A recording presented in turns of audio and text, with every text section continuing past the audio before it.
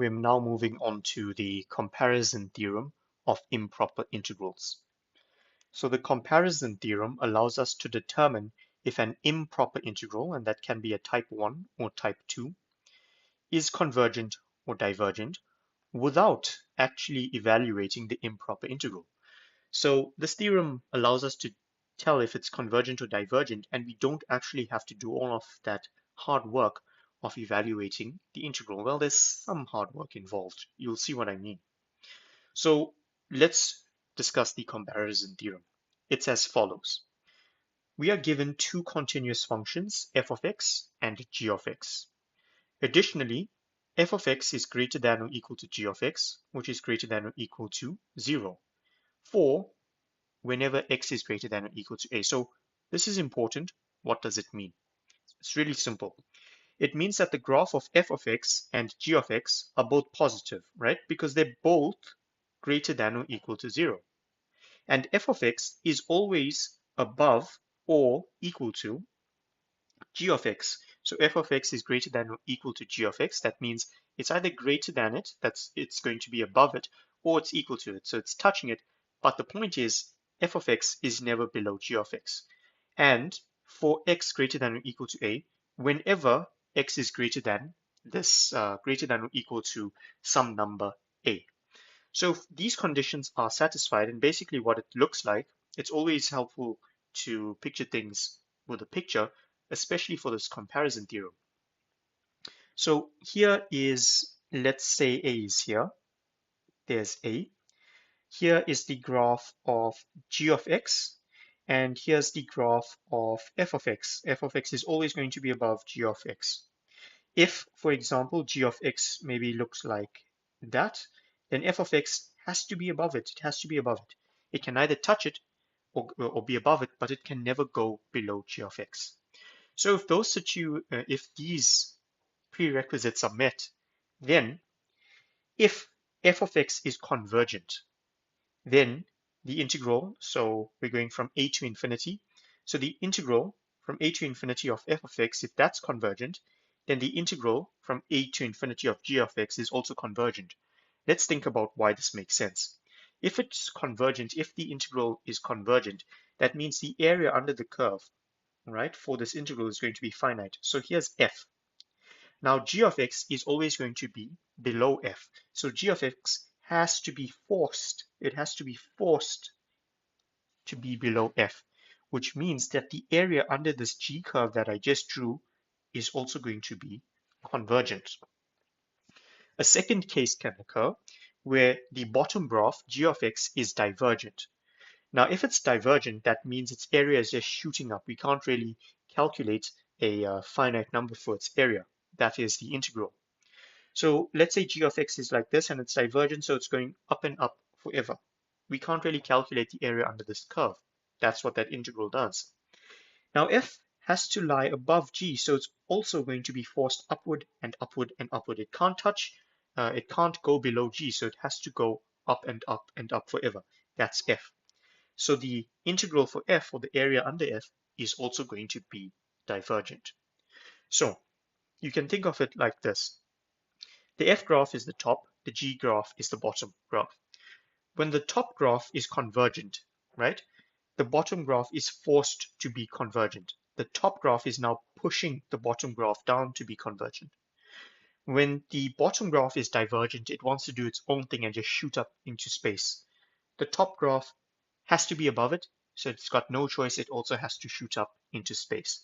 That's how I remember it, and these pictures are really helpful. Now, this theorem is useful when you are given integrals that cannot or are extremely difficult to evaluate, but you are still required to prove they are convergent or that they are divergent or convergent.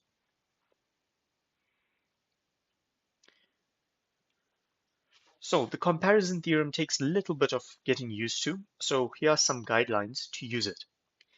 If you are required to prove that this integral, so the integral from a to infinity of p of x, is convergent, what you need to do is find another function, and we'll call this function h of x, such that h of x is greater than or equal to p of x whenever x is greater than or equal to a, and prove that h of x now, the top graph basically, is convergent.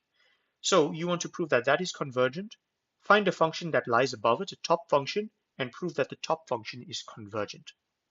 If you are required to prove that p of x, that integral, is divergent, find a function h of x such that h of x lies under p of x.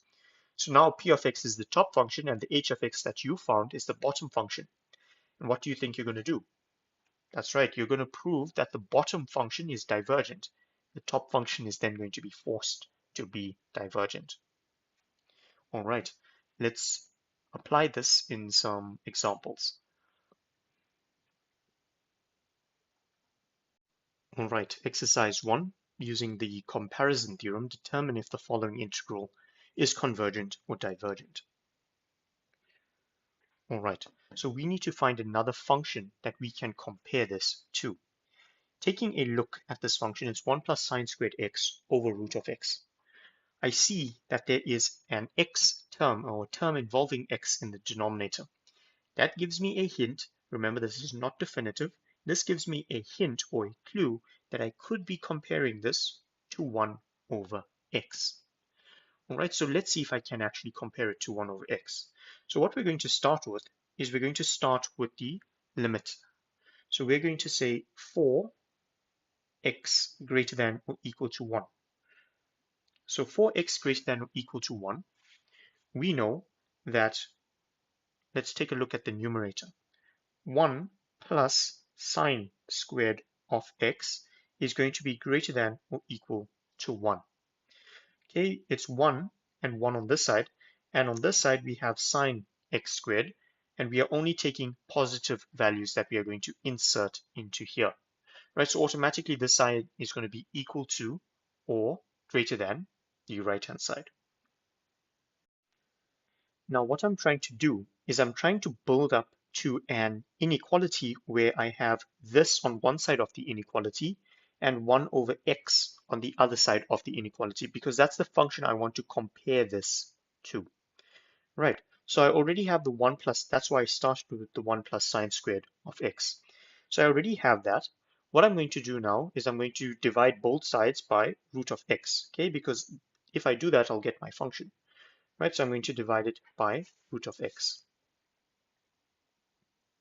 Okay, there we go. So I have this function here, and it's greater than 1 over root of x. And what you can do, what I did do previously in the memo, is I evaluated the integral from 1 to infinity of 1 over root x, okay, with respect to dx, right? And I found that this was divergent. But there is an even easier way. Instead of actually evaluating that integral, we can get to 1 over x, and that's what I'm going to do. So right now, we have 1 over square root of x. I want that to be 1 over root x. So we are going to go back to my main equality.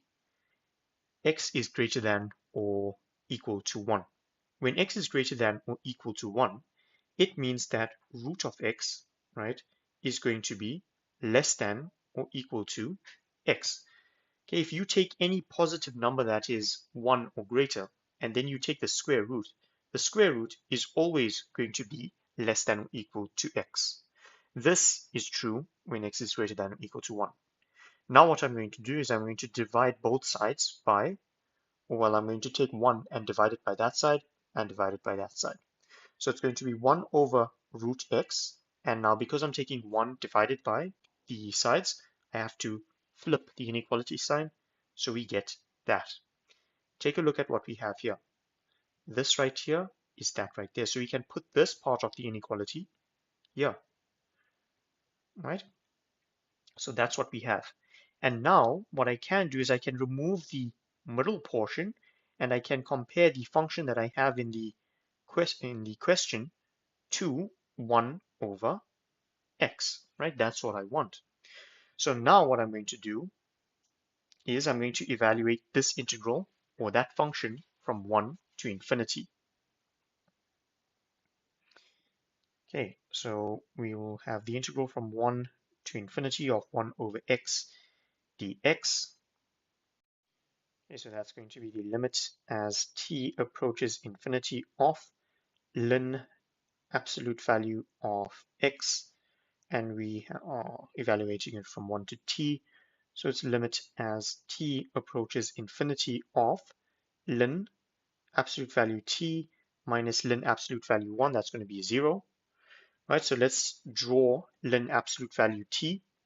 It's going to have a vertical asymptote at t is equal to 0. It will look like that. So as t approaches infinity, the function is going to approach infinity. Hence, this is going to be equal to infinity. Therefore, this integral here is divergent. Okay, I'm going to write div for divergent. And as you can see from the inequality here, this is the lower function because the function that I am given in the question is greater than this function that I've obtained. The lower function is divergent. What does that mean for the upper function? Well, the upper function is therefore going to be divergent. So this here is divergent, right? Div, divergent. And I know I've been saying that the upper function is divergent or the lower function is divergent. What I mean by that is that the integral of the function is divergent, or the integral of the function is convergent, and so on. Okay, I'm just saying the function is divergent. You know what I mean. So this integral is divergent because the integral of the lower function is divergent. That's example 1.